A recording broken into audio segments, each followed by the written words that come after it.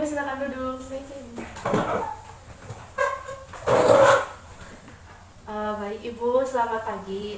Ibu gimana kabarnya? Alhamdulillah baik Ibu. Alhamdulillah baik. Dengan Ibu siapa? Ibu Naila. Ibu Naila. Baik Ibu Naila, perkenalkan di sini saya Bidan Yasmin. Saya akan memberikan konseling gitu ya kepada Ibu Naila. Ibu Naila itu berarti sekarang trimester 3 ya? Iya. Ya, nah, jadi saat trimester 3 ini mungkin waktunya cocok gitu untuk Ibu Naila mendapatkan konseling pasca persalinan nantinya, supaya setelah nanti Ibu Naila melahirkan dapat memilih langsung gitu kontrasepsi apa yang cocok sesuai kebutuhan Ibu Naila. Nah, di sini ada alat bantunya. Yang ini namanya kartu konseling yang seperti ini ya Bu Naila. Kemudian ini juga ada di sini ada brosur. Brosur ini jadi terdiri dari beberapa kontrasepsi gitu yang nantinya akan sesuai dengan yang Ibu Naila butuhkan. Kemudian ini ada algoritmanya. Nah, sebelum saya mulai, apakah Ibu Naila bersedia? Bersedia. Baik, untuk konseling ini kurang lebih akan memakan waktu 15-20 menit ya Bu Naila. Baik Bu, bisa dimulai ya sekarang. Nah, yang pertama, apakah setelah Ibu Naila melahirkan gitu, Ibu Naila ingin mempunyai anak lagi? Ingin Bu Bidan. Ingin, baik.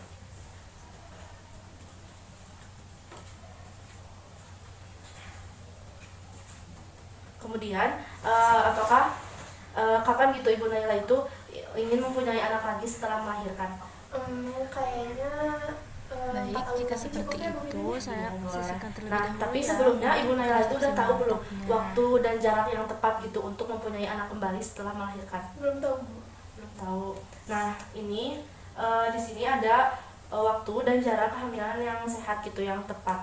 Nah, untuk waktunya itu setidaknya Ibu menunggu 2 tahun setelah Ibu melahirkan saat ini. Nah, kalau misalnya Ibu Naila terjadi keguguran, Ibu dapat menunda kehamilan bila tidak ingin hamil segera gitu setelah keguguran.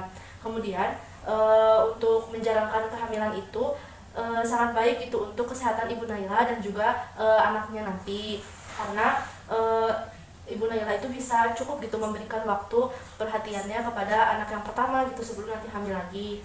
Kemudian untuk waktu dan jaraknya yang terlalu dekat itu tuh bisa menyebabkan masalah kesehatan gitu pada Ibu Naila maupun pada bayi, karena bayinya itu bisa jadi prematur atau berat badan lahirnya rendah, dan juga bisa terjadi kematian gitu kalau misalnya jarak dan waktunya itu tidak tepat.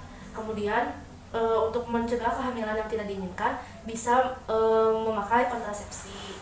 Nah, baik, untuk selanjutnya Ibu Naila itu udah tahu belum kapan waktu yang tepat untuk hamil kembali setelah melahirkan? Belum tahu Bu Bidan. Nah, jadi di sini ada kartu yaitu kembali ke masa subur. Nah, Ibu Naila itu udah tahu belum sebelumnya kapan Ibu Naila itu subur kembali gitu setelah melahirkan? Kurang tahu Bu. Ya, kurang tahu. Jadi wanita yang sehabis melahirkan itu memiliki resiko gitu. Jadi tetap ada resiko untuk hamil kembali. Kemudian wanita yang sehabis melahirkan akan kembali subur saat ovulasi. Nah, bila ibu tidak menyusui secara eksklusif, ovulasi ini mungkin akan terjadi 4-6 minggu gitu pasca persalinan. Nah, untuk mencegah kehamilan yang tidak diinginkan, ibu nanti bisa memilih kontrasepsinya ya Bu. Nah, jika ibu tidak menyusui secara eksklusif, ibu itu dapat kembali ke masa subur itu cepat gitu. Kalau misalnya nggak nyusuin secara eksklusif dan rutin gitu ya Bu. Nah, selanjutnya gitu, Ibu apakah ada rencana untuk menyusui secara eksklusif? Sepertinya tidak Bu Bidan, karena memang saya juga kan sambil bekerja ya, jadi kayaknya nggak akan secara eksklusif banget gitu. Baik. Jika seperti itu, saya sisihkan terlebih dahulu untuk kontrasepsi mal. Nah, selanjutnya, apakah Ibu Naila itu akan memberikan makanan tambahan gitu pada bayinya saat berusia hingga usianya 6 bulan? Iya Bu Bidan, kayaknya karena kan memang kalau misalkan dilihat dari kegiatan saya gitu untuk ngasih ASI pun kan kayaknya nggak secara eksklusif kan tadi, dan pastinya iya kayaknya bakal ada makanan tambahan juga gitu. Baik, jika seperti itu, saya sisihkan terlebih dahulu untuk kontrasepsi yang akan mengganggu proses ibu menyusui ya Bu. Nah, untuk selanjutnya, Ibu Naila itu udah tahu belum KB yang langsung digunakan saat Ibu Naila setelah melahirkan itu? Setahu saya itu ada ya IUD ya Bu, kalau setahu saya. Baik Ibu, di sini ada kartu mempromosikan KBPP sebelum Ibu pulang. Jadi, nah KBPP ini bisa digunakan gitu setelah Ibu Naila itu melahirkan. Jadi ada kontrasepsi yang bisa langsung digunakan. Nah, KB pasca persalinan ini sangat baik gitu untuk dilakukan segera setelah melahirkan, sebelum ibu itu pulang ke rumah gitu. Jadi ibunya masih ada di fasilitas kesehatan. Nah, keuntungannya itu ibu bisa langsung ber-KB saat setelah persalinan. Jadi menghemat waktu gitu. Ibu tidak usah datang lagi, balik lagi ke fasilitas kesehatan untuk ber-KB. Jadi udah aja langsung udah melahirkan gitu. Kemudian ini juga baik gitu untuk mencegah kehamilan lagi dalam waktu yang dekat gitu. Jadi jika kita menggunakan kontrasepsi sekarang bisa mencegah gitu terjadi kehamilan kembali. Kemudian jadi ibu juga bisa lebih banyak waktu di rumah mengurus bayinya karena tidak usah keluar-keluar lagi gitu ya Bu. Nah ibu sebelumnya udah ada pengalaman ber-KB? Belum gitu. Berarti baru pertama kali ya? Nah selanjutnya apakah ibu bersedia mengikuti konseling ini? Bersedia. Bersedia. Baik, jika ibu bersedia kita lanjut ya Bu. Nah baik ibu, di sini ada pilihan 2 kontrasepsi yang sesuai dengan kebutuhan ibu yang tadi sudah dijelaskan ya ibu. Yang pertama ini ada implan dan yang kedua ini ada AKDR atau IUD. Saya akan menjelaskan terlebih dahulu dari yang efektivitasnya itu lebih tinggi ya Bu. Di sini ada implan. Jadi efektivitas dari implan itu 99,95%. Jadi ini tuh sangat efektif gitu, nomor 1 sesuai kondisi dan kebutuhan Ibu Naila. Nah dari implan ini bisa dilihat ini tuh tipenya teh ada yang 1 batang dan ada juga yang 2 batang kapsul seperti ini mah 1, ada juga yang 2 batang. Nah ini tuh sebelumnya Ibu Naila udah tahu belum kalau implan itu kayak gimana? Belum tahu. Jadi kalau implan itu nanti dipasangnya di bawah kulit, biasanya di sini di lengan kiri. Kemudian ini tuh efektivitasnya itu bisa sampai 3-5 tahun untuk melindunginya. Dan implan ini juga aman untuk ibu menyusui. Kemudian dapat digunakan segera setelah ibu nanti sebelum pulang ke rumah gitu. Setelah melahirkan ibu bisa langsung memakai implan. Dan ada efek sampingnya juga, yaitu bisa merubah pola haid bulanan ibu, kemudian sakit kepala, ada nyeri perut juga gitu nanti. Dan bisa terjadi rasa tidak nyaman pada payudara ibu. Nah kemudian yang kedua ini ada AKDR atau IUD. Untuk efektivitasnya itu 99,4%. Jadi ini juga efektif, itu sangat efektif pada kontrasepsi sesuai kebutuhan ibu. Nah AKDR ini merupakan alat untuk kecil gitu ya Bu, fleksibel dari plastik dan juga menggunakan tembaga seperti ini. Nah kemudian ini tuh mencegah kehamilannya itu bisa sampai 8-10 tahun untuk melindunginya. Dan ini tuh AKDR ini tuh cocok gitu untuk seluruh perempuan karena tidak mengandung hormon dan juga yang pasti aman untuk ibu menyusui. Kemudian ini juga dapat digunakan segera setelah ibu melahirkan sebelum pulang ke rumah gitu. Kemudian ada efek sampingnya juga dari AKDR ini, yaitu mungkin terjadi perubahan haid bisa lebih lama dan juga ada kram gitu pada haidnya. Nah kemudian setelah tadi saya menjelaskan, ibu itu lebih cenderung untuk memilih yang mana? Sepertinya yang implan saja mungkin. Yang implan. Ibu sudah mengerti tapi untuk kedua jenis kontrasepsi ini? Sudah. Baik. Nah baik, tadi ibu sudah memilih ya untuk kontrasepsinya itu pengen implan. Nah di sini ada brosur terkait kontrasepsi implan tersebut ya ibu. Nah ini seperti ini untuk brosurnya, implan untuk alatnya seperti ini ya. Nah jadi ada penjelasan gitu mengenai KB implan tersebut. Yang pertama, metode ini tidak dianjurkan jika ibu itu mengalami perdarahan pervaginam gitu. Yang pertama, yang tidak dapat dijelaskan itu kenapa penyebabnya. Lalu yang kedua, ibu menderita kanker payudara atau ada riwayat kanker payudara. Nah untuk sebelumnya, ibu apakah ada riwayat penyakit? Tidak ada. Tidak ada, baik. Kemudian ini juga ada yang menderita penyumbatan pembuluh darah dan yang terakhir menderita penyakit hati. Tadi untuk Ibu Naila sendiri tidak ada riwayat penyakit ya, berarti ini dapat dilanjutkan gitu untuk memakai kontrasepsi implan ini. Yang kedua ada gitu mengenai alatnya. Jadi alatnya itu kecil gitu ya Bu, bisa 1 atau 2 batang seperti ini, kecil gitu. Kemudian ini nanti ditempelkan dan dimasukkan itu ke sini, ke lengan kiri, nanti di bawah kulit dimasukkan. Kemudian ini juga bisa memberikan perlindungan 3-5 tahun yang tadi sudah dijelaskan ya Bu.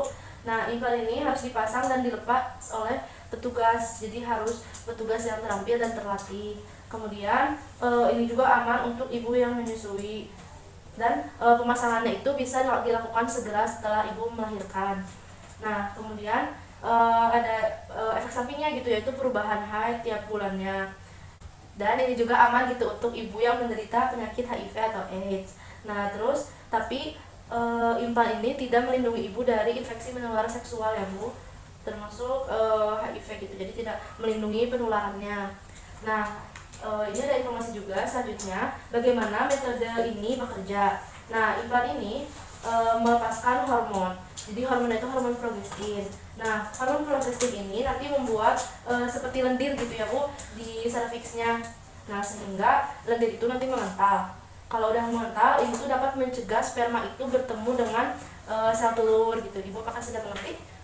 Jadi kalau misalkan kan tadi hormon progestin ya Bu. Iya. Oh, jadi hormon progestinnya itu yang membuat lendir di servisnya tuh mengental, jadi nahan sperma mungkin ya Bu. Iya, baik, seperti itu ya. Nah, kemudian hormon ini juga dapat mencegah pelepasan sel telurnya gitu. Jadi bukan hanya untuk mengentalkan serviksnya, tapi bisa juga untuk mencegah sel telurnya itu dari ovarium keluar gitu atau ovulasi. Nah, ini tuh ada fakta-fakta gitu yang tentang implan. Yang pertama, ini tuh metode yang paling efektif gitu untuk ibu yang tadi pengennya tadi nundanya 4 tahun ya Bu. Iya. Ya, ini tuh bisa gitu karena untuk efektivitasnya itu 3-5 tahun. Kemudian dapat dipasang dan langsung gitu setelah ibu baru melahirkan dalam masa nifas, dan menyusui juga aman jadinya. Kemudian tidak dapat mencegah IMS ya Bu, dan mengurangi resiko kehamilan ektopik dan juga anemia. Nah, selanjutnya ada efek sampingnya dari penggunaan implan ini, yaitu pada bulan-bulan pertama gitu yang awal-awal, yaitu haidnya itu bisa lebih sedikit dan juga lebih singkat gitu waktunya. Kemudian ini haidnya itu tidak teratur, bisa lebih dari 8 hari atau enggak kurang dari 8 hari, dan juga bisa sampai tidak haid gitu ibunya, jarang. Nah, setelah memasuki 1 tahun, efek sampingnya itu bisa haidnya itu lebih sedikit dan lebih singkat. Jadi lebih sedikit dan lebih singkat dari sebelumnya gitu kalau udah 1 tahun lebih. Nah, kemudian siklusnya juga bisa lama, bisa sebentar, jadi nggak rutin tiap bulan. Nah, kemudian ini juga bisa menyebabkan ibu sakit kepala, nyeri perut, dan ada rasa tidak nyaman pada payudara gitu. Kemudian efek samping yang tadi disebutkan itu bukan penyakit gitu ya, bukan merupakan penyakit. Kemudian bisa juga terjadi penambahan berat badan dan nafsu makannya juga meningkat, atau bisa terjadi jerawat gitu pada muka ibu. Kemudian bisa mempengaruhi mood dan juga ada mual. Nah, untuk selanjutnya ini ada cara penggunaannya. Jadi nanti itu pertama itu ibu juga bakal dianestesi gitu ya, jadi aman, ibu tidak perlu takut gitu kalau nanti ada pembedahan di tangan ibu. Jadi tidak nyeri gitu, dan rasanya juga mungkin emang sakit atau kayak kurang nyaman gitu ya.